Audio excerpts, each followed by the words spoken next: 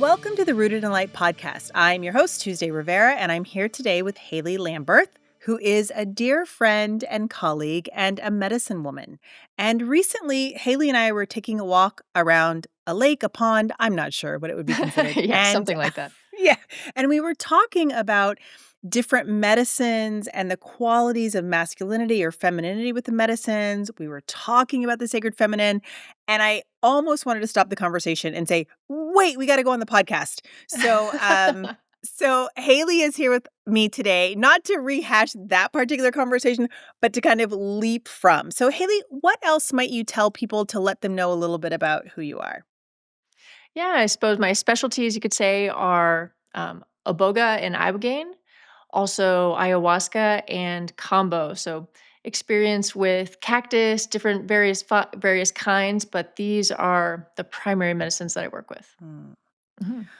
All right. So those of you who know much about medicine know that Haley just named some pretty powerful big medicines. Just to kind of name, like those that have an experience of psychedelics, we're probably like, whoa, okay. That just makes me want to ask you, how did you come to these powerful medicines? These are not like rookie entry kind of medicines. How did you come to work with these medicines, Haley? Well, how to answer that question? It actually reminds me of something I said to you on our little chat walk. Um, I like to go in. I like physical ordeals. I like stuff that's Mm-hmm. like I can feel it. This is strong. This is powerful. I know I'm doing something here.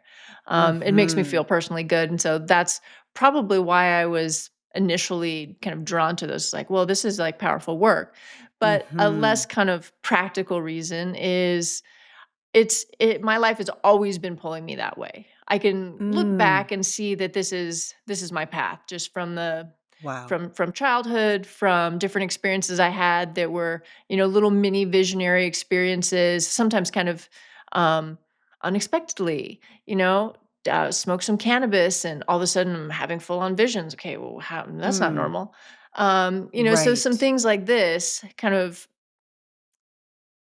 I suppose, set it up where in adulthood, when I was looking for my own resources and ways to feel well, that was just the natural way. So I've always liked visionary stuff. That's always Mm. been a curiosity for me. And then it just got more and more spiritual, more and more intentional. And our being Mark, my husband, and I had a good friend who started a retreat center for ayahuasca down in Peru, in the Amazon in 2010, and we were there at his first retreat, and we were already working with kind of sacred medicine, but it was primarily cactus at that point. So while incredibly impactful, very different, easier, beautiful heart medicine, but more simple, a kind of an easier entry level, I would say. And from these ayahuasca experiences, from these first initial ones, it was like, okay, well, we're in. How do we find a life in this? Yeah. And heard about Iboga while we were on that trip. Started looking into that and found a real desire actually to help in such a profound way. That, as you said, that's a big medicine, and our focus was really with opiate cessation and really just wanted to get into the thick of it. Like, let's make some impact here. So, various things in our life, both of us wanted to work with Iboga, Ibogaine, both of them. We've taken both. Iboga is the raw root bark from the plant. I mean, it's not raw, it's dried, but it's like the actual plant. And then Iboga or Ibogaine is the derived alkaloid, kind of the active Okay. ingredient, if you will. So we've worked with both of them. And I guess that's kind of the origin story. I can expound more, but that's kind of how it all started. Oh yeah, I'm gonna ask you to expound more because you said so much there that I want to know more about. First is um, you said kind of my life led me here, and you mentioned a cannabis experience early, and I'm wondering if there's something even earlier. I remember being a kid who kind of knew things or Mhm. saw things. Before any kind of sacred medicine came into my life, I kind of understood myself that I could kind of see things that other people couldn't. So I'm curious if there's anything even in your earlier background that kind of put you on the path that even doing cannabis to have a vision. Yeah, I definitely relate to what you said.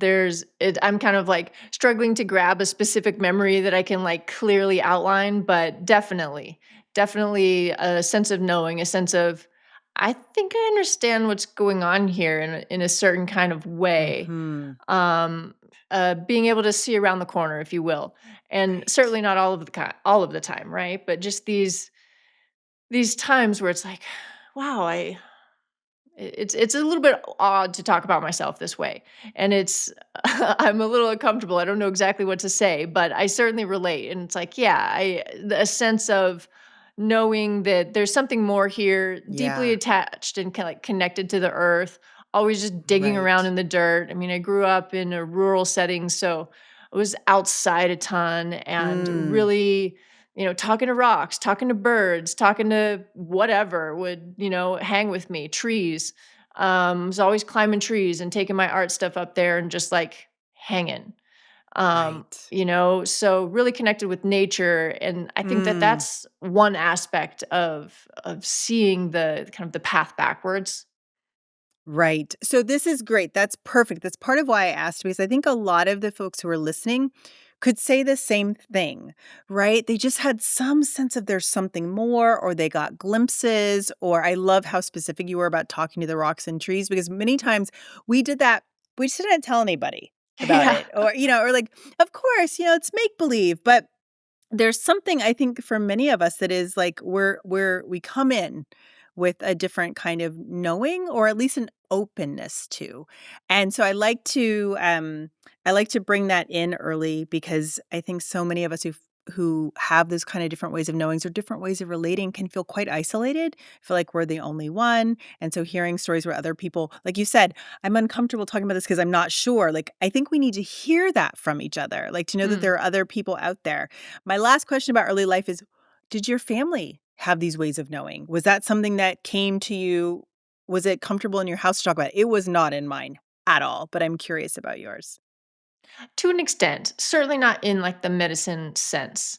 Mhm. But we had a rock garden. My mom and I had this like lovely connection around rocks. So we'd always be collecting little stones and things. And the rule in my Mm. house was if you can carry it, you can bring it.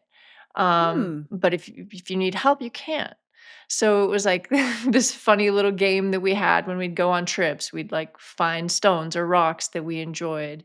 Um, Mm. and so there's definitely a family connection there as well.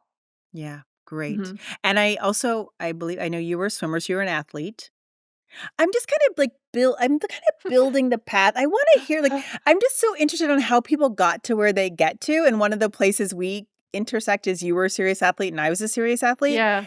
and I think that has something to do with, like, full onness, right? Yeah, Like, you're just definitely. kinda like, "Let's do it," and so, yes, I love medicine, but I'm gonna go for Ibogaine, right? Like, there's something that's, like, quite full on about that. So, well, I guess I'll ask you if there's anything you see a connection between this physicality of your youth and the medicines you're working with, or if that's just something that feels true to me for me. It does. I mean, sitting in ceremony is not hard for me, and I think part of the reason is I'm an endurance athlete. Mhm. I mean, not in the sense that I'm a marathon runner, but you go to practice 6 hours a day, you're an endurance athlete, no matter what the Yes. race is. Yes.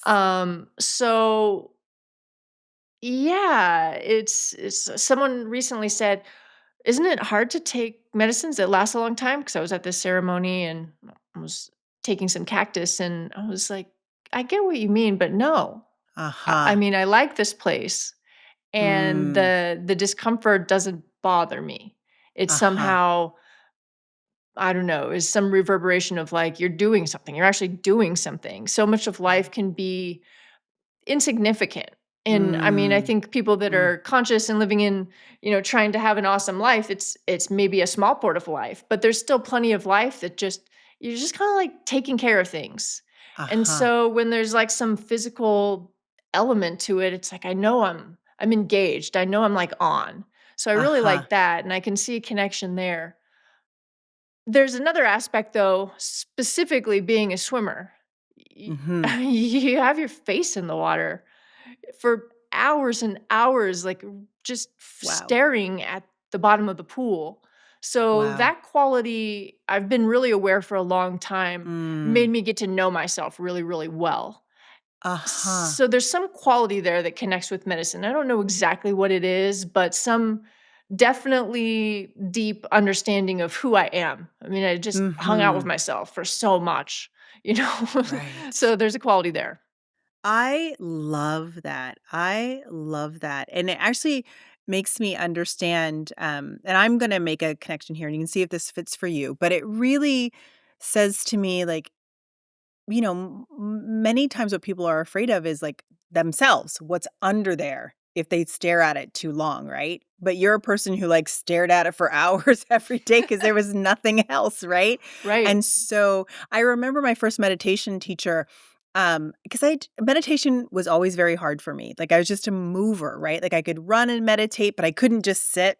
Mm. And what finally broke it through for me was he said, Tuesday, meditation is very, very simple. It is simply coming home to yourself.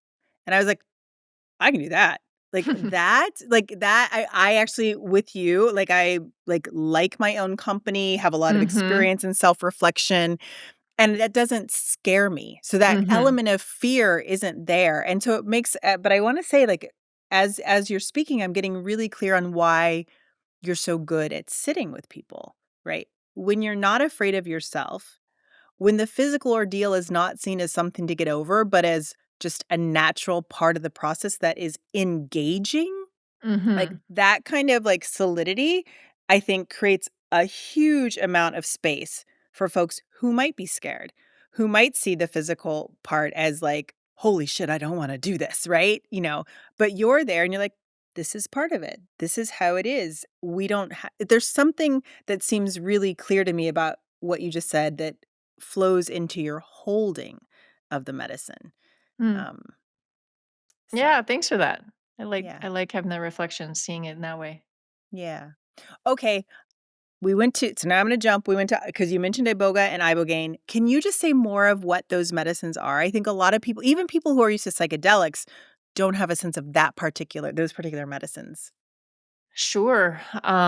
I mean, they're deeply moving for anybody. My particular context was folks primarily working through some kind of addiction and Mhm. primarily with opiates. That being said, we saw folks that were looking for spiritual journeys or having some kind of PTSD. It's really, really Mm. profound for PTSD and has a way of people almost talk about it as like defragging your mind, so all this Mm. stuff that's just kind of accumulated and like the GABA pathways are all kind of gunked up Mm. and it has a way of going in and creating a really powerful reset for the brain.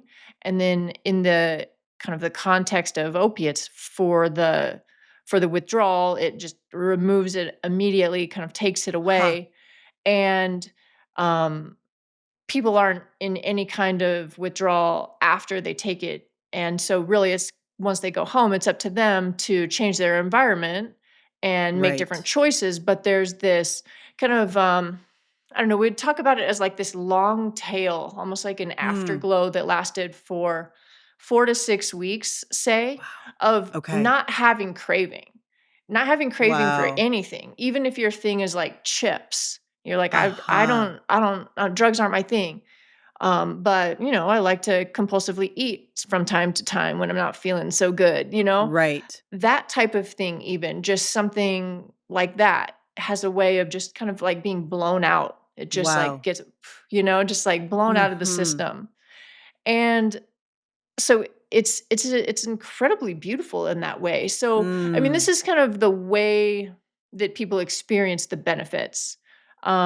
It's a deeply powerful visionary experience where you go inside. It's really Mm. deeply reflective of your life, your personal experience, Okay. and yeah, it kind of helps you get to the root of things.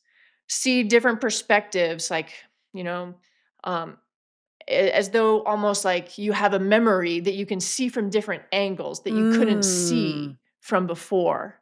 And so it can be Okay. really curing and kind of not curing, but healing in that Yeah. way.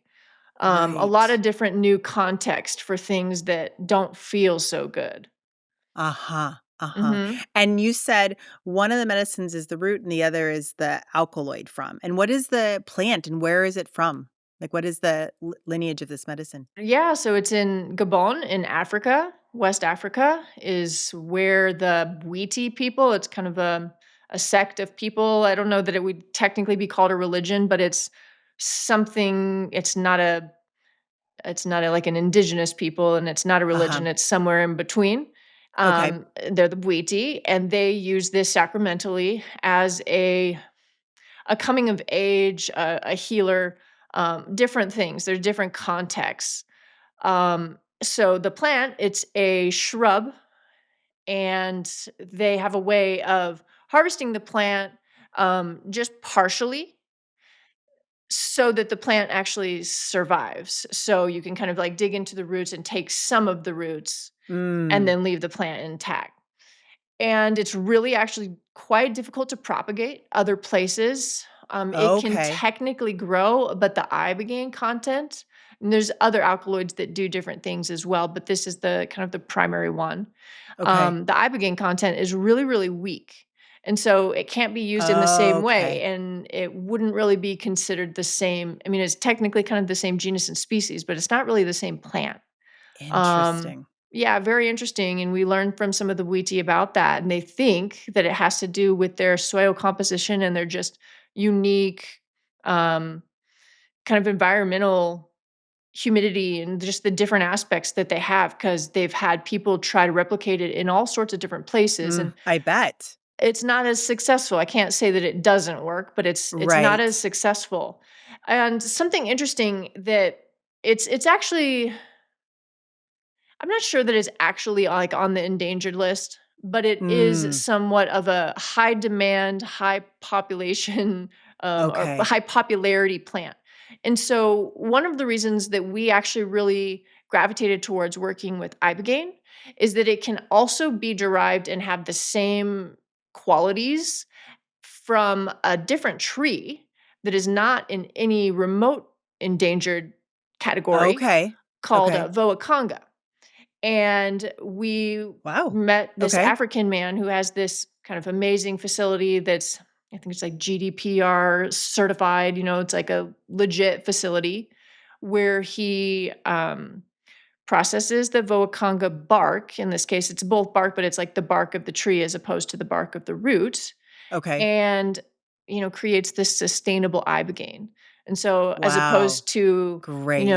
yeah, so we're not dealing with, deforesting the Iboga, which Right. is really kind of important to make sure that it's preserved and it, lives and survives. That was important to us. And so Yeah. we worked with Iboga or Ibogaine from Voacanga. Oh, wow. Okay. That's Yeah, for a lot amazing. of the period. Yep. Okay. Hmm. So, Haley, we talked in our on our walk around the lake, we talked a little bit about the sense of these medicines that you work with. And you said that some feel masculine and some feel more feminine. And I'm curious if you could just take us into that a little bit. For example, I know that you work with ayahuasca and, she's known as grandmother medicine. People call her the mother. There's a deep sense when you work with her that you're working with the feminine in a way. Yeah. And I'm curious what you might say about that as a medicine woman with these different medicines you work with. Like, how do you experience them as masculine and feminine? What does that look like for you? Yeah. I mean, Ibogaine or Iboga would just hit me like a truck. And Mm, it's so powerful. It's like, I'm here, I'm ready, let's do this. So it's like full on. Um, as well as really kind of meeting warriors, men, African warriors that are just powerful and incredible and just like, damn, you're amazing. But it's got this like really kind of grandfatherly sternness. huh. There's Okay. a certain kind of unbending nature to it all. where it's pretty forceful and it's like, "No, you're gonna hear me." I'm not ready to hear that." "No, you're ready. Let's have this conversation." Like, "Oh, I don't know." Where ayahuasca is certainly more nurturing. And it's not that there aren't times where you're getting kind of fully taken over by the medicine and you're like super deep in the experience, but there's a gentleness in that at the same time. It's kind of more supple and more feminine in the sense that um I don't know, it's a little sweeter. Uh-huh. But Okay. yeah, and something that we were talking a bit about is there's the masculine and feminine in everything. So sometimes there Yes. can be that Yes. very direct, "No, we're gonna have this lesson. It is Mhm. time to have this lesson." But there can also be the sweetness of that motherly quality, like, "Okay, you just need some Right. soothing right now, and I'm gonna give that to Yeah. you." Yeah. Mhm. So I've not done Iboga or Ibogaine, but certainly, um, ayahuasca, has been quite challenging for me. It's been quite an ordeal medicine, and Yeah.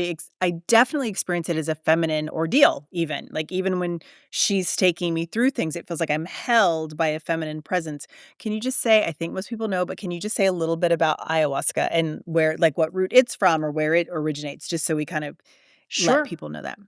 Yeah, so from the Amazon basin, it's 2 plants, chacruna and ayahuasca. Sometimes people add additives, but that's kind of the basic recipe, if you will. It's a tea. These plants, they grow in wildly different places, and so it's kind of a miraculous thing that they come together and have such a long tradition of um, being this plant medicine because they don't live near each other. So how did you figure this out? It's kind of an Right. amazing, incredible thing. And I mean, the tea gets boiled for many, many hours, depending on who's making it. It varies, but many, many cycles, many, many hours of adding water, squeezing out the leaves and the vine that's been all pounded, and then adding more water, and then sometimes taking away what's been boiled down and kind of setting it to the side, and then kind of adding it back all together to kind of make it cohesive. And um, it's it's pretty simple, but pretty miraculous that it has become a thing. Right. Yeah, there's so many plants. So many, and I've heard the story, and of course this could be apocryphal and who knows, but, I've heard the story that when asked, like, "How did you think to put these 2 plants together?" The response from the maestros was, "The plants told us." Yeah, Right? It's like this we is what I've didn't heard. yeah, we did not figure anything out, like, the plants told us, and even that, I think, um speaks to some of that, uh, that thread we were pulling earlier about just the knowing or allowing other ways of knowing in, right? It could Mhm. feel wild to a Western mind to say, "The plants told you?" But, like, Right. like, it's just as plausible of an explanation as anything else, like, we found this plant and this plant and decided to put them together, right? It Yeah. actually makes a lot of sense.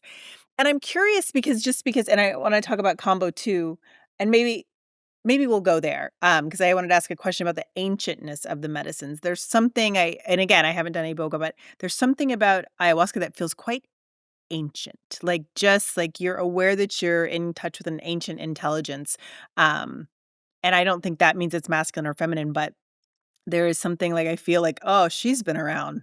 You know what I Yeah, mean? yeah. Forever, right? She was around way before us. But maybe I'll ask you about Kambo just to kinda round us out with the medicines you work with, and can you tell us a little bit about that medicine and if you experience it as masculine or feminine or not? Yeah, interestingly, I still don't have an answer. You asked me that, and Mm, I don't actually know what I great. think about that. It's so amphibious. Yeah, So combo, what it love it. is yeah, it's the secretion of a tree frog. The tree frog grows in the Amazon. It has these little kind of not venom, but kind of protective little venomy sacs on its body. They collect the tree frog, kind of perturb the frog. It secretes the stuff. They wipe it onto a little thin like bamboo piece of, you know, paper, no, or not paper, stick, and, then the tree frog gets put back in the tree, right? So it's not hurt in any way, they just collect this, and then you make little burns into your skin and you rub this on it. And it creates a really powerful purgative effect. And so the context that we would use this at our retreat center was right when people arrive. Mhm. And we would do this with any guest, no matter what they were coming for.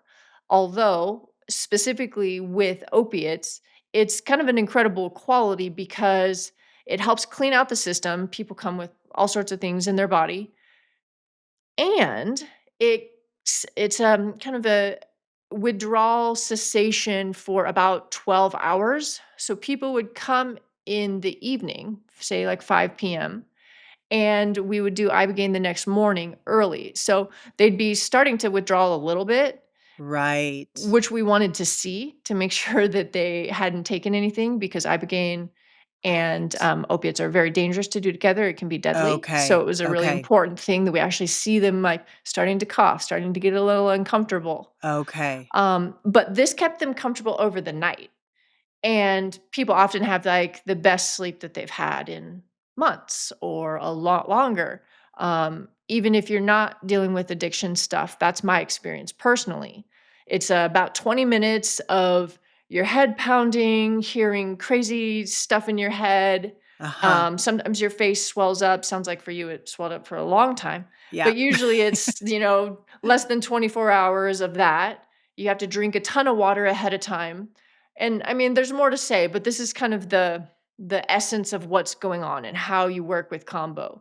Um, and it's just it has a interesting quality of making the mind really, really quiet. It's like your thoughts go to Ah. like just tiny little speck where there's like Uh-huh. hardly anything there. And traditionally it was used as a hunting aid. Hmm. Oh. Useful for like cleansing parasites and these kinds of things, but also going out on some big hunt, you get really, really still, really, really quiet with combo. And also your body odor goes away for, I don't know, a week. What? There's just Wow. nothing. Yeah. So you Wow. can imagine why that would be useful when you're out Yes. on some hunt trying to Yes. stalk some animals and they can't smell you in the same way. Right. Oh, that's Hmm. so interesting. That is so interesting. That's just like the idea that it's amphibious. Like I just feel like, oh, that makes me so curious about what that experience is. But there is um and when you talk about that focus, that clarity, right? Like Yeah. in some ways that is what we associate with the divine masculine, right? Some of that sword, some of that clarity, some of that focus, that stillness, right? But and so I'm wondering if this is true. You tell me because like of these medicines I'm most familiar with ayahuasca, but certainly don't have the familiarity you have. Um it feels like ayahuasca might be more like generative, like things are brought up and out and you see things, and so I'm wondering if that's, like, the feminine aspect versus the more masculine medicines, which might be, like, a little more sword, like, a little more, like, direct, a little more cut through your illusions. Not that you said that not that ayahuasca can't do that, certainly, Right. but, Right. I'm just curious if we could yeah, like, what are you sensing as I say that? If we think about the masculine and does that work for you? Like, the masculine being a little more like sword, the feminine being a little more midwife, the masculine being a little more still, the feminine being a little more movement. Does that jive with any of those medicines in any way? Yeah. Yeah. Certainly. A metaphor that we would talk about with Ibogaine and ayahuasca, because we would start the week with combo. Ibogaine would be the next day. That lasts really kind of practically for a couple of days. Um, yeah, and then end the week with ayahuasca. So it was this really beautiful marriage Mm. of these two kind of energies Uh-huh. where we'd call it like the two parts of the tree. So Ibogaine takes you down into your roots and you just go really, Uh-huh. really deep down. And then ayahuasca is like kind of going and branching out into the heavens and you're kind of growing your branches and Interesting. like learning how to, I don't know, so not doesn't really associate anything. What am I trying to say? It's like just be expansive, like be up into Mhm. the cosmic realm where you just Uh-huh. really like dug down deep into the earth before that. And it was just this Amazing. nice balance. I love that. I've not heard that. I think that's really brilliant and really a way to understand like the way these medicines might link these medicines from different places, Yeah. right? Which is Right. also quite beautiful, right? In this particular, we think a lot about globalization as a very terrible thing, and I agree.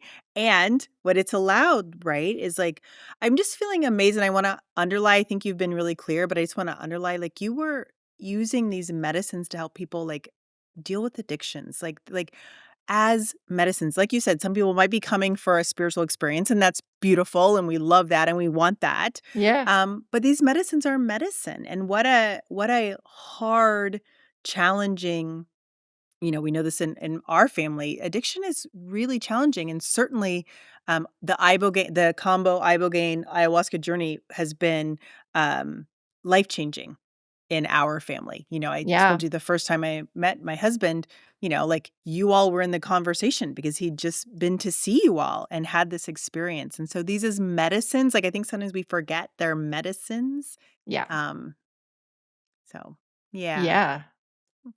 Anything else you might want to say about that before I take us like a little bit on a little different track? Anything you feel like you might want to say about the medicine or tell people? Nothing's burning. If it comes up, we'll circle back. Okay, great, great. So, the other bit of our conversation was I had recently sat with you in ceremony and I asked you about your experience of yourself and the sacred feminine.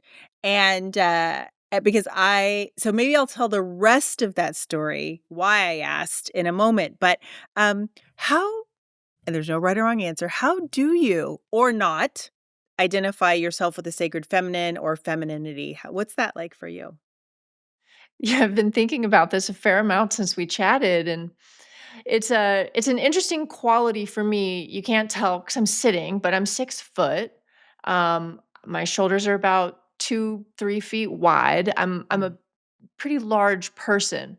And so this quality of like some natural kind of dainty femininity is something that Mm, I do not feel. This is yeah, not who I am.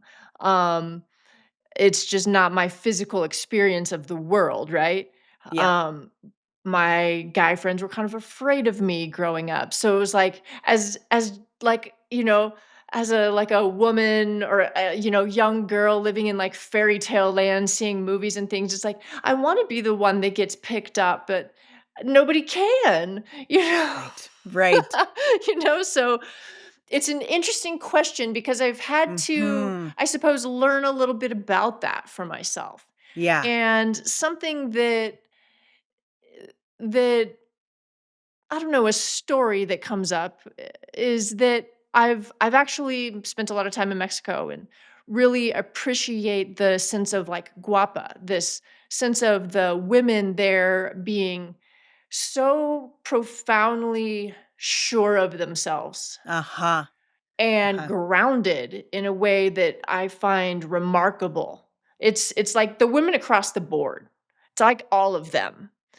And at least that's how I experience it, right? And they're also well put together. It doesn't Mhm. mean fancy. It just Yeah. means I took some time and cared for myself today. Mhm. I Mhm. looked in a mirror and I, pulled my hair back in a simple way and I put my clothes on in the way that, looks best on my body and kind of put some intention into how I'm going to go out into my life. Mhm. And that's something that I've spent a lot of time pondering and Ah. watching and emulating. And I've like learned a fair amount about femininity from them in a way that works for me because Mhm. there's a lot of the ways that shows up in life that I don't relate to, that's not me, Uh-huh. and I can't, like, kind of tap into, and, um, I'm not very girly. I don't Mm. think I ever had a doll, It's like Uh-huh. stuffed animals, sure, but dolls, no, right? I don't think so. Like, that's just gonna go in some bin somewhere that comes out when my friends come over who like dolls. Uh-huh. Right, this kind of thing. So that's Absolutely. like it's like your childhood isn't you, but this is part of the foundational aspects Yeah. of like where I came from, like where my head was at, and kind of where these ideas and femininity and whatnot came from. And so, also being an athlete, I've always felt really physically strong and, in a sense, a little bit masculine in that way. It's like, you want to Uh-huh. go, let's go. Like, I may not be skilled at that sport, but I'll hang. Like, let's Yeah. go. Right. Uh-huh. Whatever it is. And so there's been this kind of like inside out quality or something for me. Like, obviously, you don't have to be a woman. I mean, at least obviously to me, you don't have to be a woman to have some femininity, and you don't have to Absolutely. be Right. a man to have masculinity, right? And so I Right. really value this idea of like, Shiva and Shakti, the Yeah. masculine, feminine qualities that really are this like divine union of both of Mhm. those energies. And Mhm. we're kind of all that. Like all of us hold those energies. And so Absolutely. in a sense, it's like I have become, I think, more feminine, and have been, like I said, Mhm. reflecting on this and trying to understand my relationship to it in a different way. I really profoundly feel like it's important to value both. Yeah. Yeah. I Yeah, and I think that some people kind of go a little too far one way or the other, Mm. like, Mm. and it's not to say that if it's in a healthy way that that's not amazing. But for Right. example, I have some, folks in my life who are like, well, the original, um, how to say it, like a woman was the Mm. original being. And I'm like, isn't Mhm. that just the opposite of what we're kind of taking issue with? Mm. Like, with the man being the original being or Mhm. whatever. I was just like, that kind of stuff I don't relate to. I don't like that. Yeah. Um, so when we're talking about like, divine feminine, divine masculine, I think that there's just threads of both in life and in each of us that are kind of expressed differently at different times depending on what we're doing, what the day requires of us, what we're trying to accomplish, or what we're trying to relax into. I mean, right? It Mm. just depends on what we're doing. So Mhm. I don't know. Does that help? 100%. And I just love to talk to people about it because I think there's something about, like, most of us have been so, um oppressed around issues of gender and how they show up that sometimes that those masculine and feminine energies get really confusing, right? It's like that we associate it with kind of gender representation or not representation, presentation. um and you're right, they are in both of us. There's that very iconic, and I know I shouldn't know the name, but the Shiva and Shakti, half Shiva, half Shakti, like the divine union is within ourselves 100%.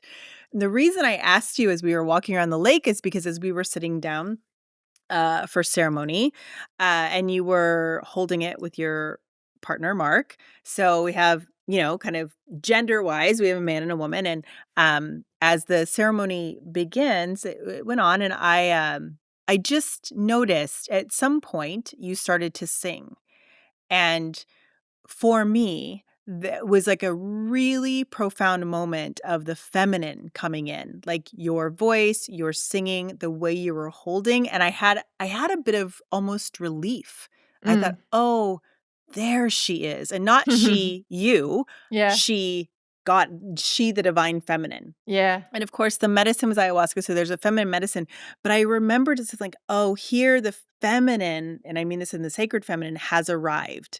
And, it felt so powerful to me. And so that's why I asked you about it as we were going on the lake, and I also really, um, resonated when you said, "I don't really think of myself as all that feminine," and, like, I have to say, like, that has been like, my experience. I remember someone telling me in my early 30s, "Oh, Tuesday, you're so feminine." I was like, "What are you talking about? Like, I don't even know what you're saying. What does that mean?" Like, I've always been a person who's kinda like a go-getter, um, and I just didn't I didn't experience myself in that particular way, and it's actually been for me through learning more about the sacred feminine, the divine feminine, that I've been like, "Oh, that actually really is me." Not always in my work life where I bring a lot of, like, rigor and here, what steps are we gonna take, and, like, but, in um, my free life, like, I am much more kind of generative and movement, and, like, I like to move my body. I find myself through dance, not through meditation. You know what I mean? Like, I have, Uh-huh. like, lots of new ideas all of the time, and, like, how are we gonna do that? Like, there's something for me that is like that, in the tantric in the tantras, like, Shiva is stillness, she is movement, and so I have found myself being more like my mind moves all the time, you know what I mean? Um, and so it took me a long time to kind of understand myself as an expression of the divine feminine, and I actually really had to, for me, find fierce goddesses, like the Yeah. goddesses that were like, "No bullshit," like Mhm. Kali, like Durga, like Sekhmet, like Right. Pele, right? Like, she's gonna blow shit up, right? You know, Yeah. this is like a strong, forceful so I actually find that I've come into goddess worship through, for me, a much more the fierce goddesses. Some of the softer goddesses are a little bit harder for me to kind of tune into, frankly, because I think people who listen to this podcast know that, but, like, I had a childhood where, like, it was on me. Do you know what I mean? If I was gonna get out, if I was gonna do something in my life, like, that was on me, and so I kind Mhm. of learned really early to, like, make shit happen, and that's and I was an athlete, right? Like, so I just that's kind of always been my see the thing, you want that thing, go after that thing, Uh-huh. um, and it wasn't until I was in my 40s that I was like, "Oh, that's true. I can do that thing, but there's also something that's a little more swirling, that's a little more cyclical, that's a little more undulating versus straight ahead." How does that land for you? Does that resonate Yeah. at all? Yeah, absolutely. Very much does. Um, I feel like I'm 40, so I feel like recently, the last few years, tapping into that undulation, that feminine Mhm. cycle is much more available, much more kind of apparent to me. Mhm. Um, yeah, I definitely relate to what you're saying. Yeah, and it's not to, like, convince you of anything. I Mhm. just was I think it's like when, Gibran met me and I was like, "I don't think I'm that feminine." He's like, "What the heck are you talking about? Mm. Like, you're like woman with a capital W." I feel a little bit like that's how I felt when I met you because you brought in this music, the way you move your body, right, is quite graceful. Like, you move through space really gracefully. Like, even when you're cooking, like, you're chopping, like, everything just kind of feels, like, well done, which feels quite different to me than kind of like a masculine, like, an I'm not trying to change your idea about yourself, No, Haley, no, no, no, it's but interesting to hear. right? It's Yeah, just like sometimes it's like an interesting mirror, yeah. right? Like, so and I can see what I perceive of it in you. So I was curious what you might see. And and does that masculine and that sacred feminine come into your holding of medicine work? Is that at all intentional in your thinking, or how do you think about that related to holding medicine space? I guess I don't think about it that much in relationship to medicine in like a conscious sense. The When I think about it now, I guess more what I'm focused on is respecting the ancestors, respecting the lineage, Mm. respecting Uh-huh. the earth, and Uh-huh. I feel somewhat passionately about this. I've been to some ceremonies recently where there's hardly a prayer, and it's like, Ah, pray however okay. you wanna pray. I don't have a way that needs to happen, but I feel shocked when people aren't Yeah. honoring something. Uh-huh. It's like, this is so important. This medicine is so big and Mhm. powerful. Let's honor whatever it is that we respect about it. Right. Whatever that is. Right. And so for me, it's really the earth. I mean, if you look at talking about like rocks and trees, like my mesa, my altar for the medicine for holding ayahuasca, it's shells and feathers and rocks Mm. and different kinds of small little Yes. gems. So beautiful. It's really earth based. Um, That's really where I'm coming from. And so when I think about holding space intentionally, it's really more about those aspects as opposed to Uh-huh. specifically feminine or masculine, but you can Uh-huh. derive things from that. Yeah, absolutely. Yeah, and I feel like, you and Mark kind of, like, flowed between, right, in a really beautiful way. I'm curious, like, just and maybe it might be close to my last question. I always reserve the right to ask a few more, but, Sure. I'm curious, like, what is it when you say I'm passionate about the earth, that this comes from the earth, I'm curious where that comes from. I mean, it seems so obvious, like that, of course, these are medicines that grow from plants in the ground, but they're not always held with, like, the reverence to earth and nature that I think, looking at your mesa you held. I mean, when it's done well, of course, it's held that way, but I'm curious for you, how did that knowing come in? Is it your lineage? Is it like what is it that, like, lets you know that this is about being good to the earth and yeah. You said the word obvious. To me, it's just Mm, obvious. mm, I suppose some of it is my lineage, some of it is my training, some of it is just, well, of course we have to give thanks for this. Like, mm. what else would we do?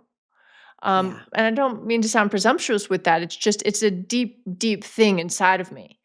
yeah. Um, and I think back to just some foundational things growing up, and I mean, my lineage, at least part of it, I've got some Eastern European and all sorts of different things in there, but is Ojibwa from Okay. the Great Lakes area in Canada. So First Nations Ojibwa. Mhm.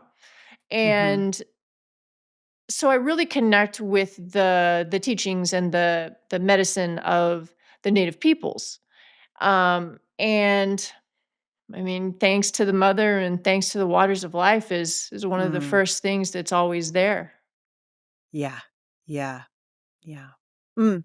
I love it. Well, this feels amazing to me, and I can imagine, Haley, that people might want to know more about medicine work with you. Is that something you offer? Is there a way for people to get a hold of you? Where are you in the world, or is this not the right time? Yeah, no, we're offering ceremonies. It's more of yeah, I mean, if you're interested, get in touch basically. We don't have a formal retreat center at this point, but we're holding ceremonies around kind of in the mountains of Colorado. I live in Denver. Okay. Okay. And yeah, if people want to get in touch with me, they can email me or call me. Okay. Do you Okay. want me to give my We'll I'm put that happy in to the give show that, but notes. yeah, email or Yeah. call Yeah. and let's chat. Happy to discuss anything about medicine, even if you're just curious. Yeah, I think just listeners, that would be a great place. We'll get the contact information that feels right for you on the show notes. But as you can tell, Haley is just a wealth of knowledge, not only about the ceremonies itself, but the medicines and like down to the chemistry of them. You can tell, like you could talk to me about ayahuasca, I would have given you none of this information that Haley can give you. Um, and so if you're interested in a medicine path or just wanting to know more, or I will say that my husband said that sitting with you and Mark was, like, some of the best held ceremony he's ever been in, and that is just I mean, for me, uh, there's just, like, no higher praise than that. I was there for part of it, and it was really beautiful, and, yeah, so reach out to Haley if you wanna know more. You can certainly reach out to me, and I'll figure out a way to get you to where you need to go, for sure. If you like this episode, please share it with a friend or 2 or 3. Obviously rating, reviewing, all of that helps, but I really the way that my business has always grown is word of mouth. And so if you want to help me and help Haley, just like share this with folks. So thank you so much, Haley. Is there anything else you might want to say before we go? No, thank you for having me on. I've really loved this conversation. Yeah. Yeah, me too. Thank you so, so much. So, Yeah. drop a comment. Let us know what you think about this. Put a question in. We'll be monitoring it. So good to have folks with us. Thank you so, so much, Haley, and thank you, listeners, again. Yeah, thank you. Bye. Bye bye.